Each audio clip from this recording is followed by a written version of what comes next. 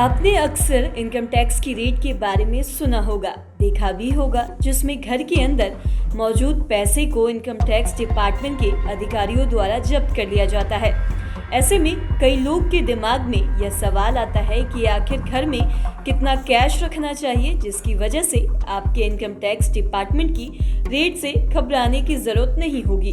अगर किसी भी व्यक्ति के घर में 2 से 3 लाख रुपए कैश रखा हुआ है तो उसे उस पैसे को कमाने का सोर्स बताना होगा। यदि आपने सही ढंग से पैसे कमाए होंगे तो आपके पास उस धन से जुड़े सभी दस्तावेज मौजूद होंगे। ऐसे में अगर आपके पास सभी दस्तावेज मौजूद होंगे तो इनकम टैक्स डिपार्टमेंट द्वारा आपके ऊपर कार्रवाई नहीं की जाएगी। हालांकि आपके घर में मौजूद कैश या बैंक अकाउंट में मौजूद रकम का इनकम टैक्स रिटर्न भरना अनिवार्य होता है, जिसकी वजह से टैक्स भरने वाले नागरिकों पर सही ढंग से की गई कमाई को लेकर कोई कार्रवाई नहीं की जाती है।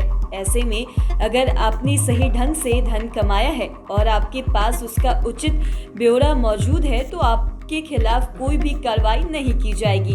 इनकम टैक्स से जुड़े नियमों को देखरेख और कार्रवाई करने की जो जिम्मेदारी होती है वो ईडी और सीबीआई जैसी बड़ी एजेंसियों को सौंपी जाती है, जिसके तहत अगर कोई व्यक्ति घर में रखे कैश का ब्यौरा नहीं दे पाता तो उसे 137% तक का जुर्माना भरना पड़ सकता है। इसके अलावा अगर कोई व्यक्ति एक वित्तीय वर्ष में 20 लाख रुपए से ज्यादा का ट्रांजैक्शन कैश में करता है तो उसके ऊपर भी जुर्माना लगाया जा सकता है। वहीं एक बार में 50,000 रुपए से ज्यादा कैश जमा करने या निकालने पर पैन नंबर जमा करना अनिवार्य होता है। वहीं अगर कोई व्यक्ति एक साल में 20 लाख रुपए से ज्यादा नकद जमा करता है तो उसे पैन कार्ड और आधार कार्ड से संबंधित जानकारी मुहैया करवानी होती है। ऐसे में अगर कोई व्यक्ति पैन और आधार संबंधित जानकारी मुहैया नहीं करवा पाता तो उसके ऊपर 20 लाख रुपए तक का जुर्माना लगा जा सकता है।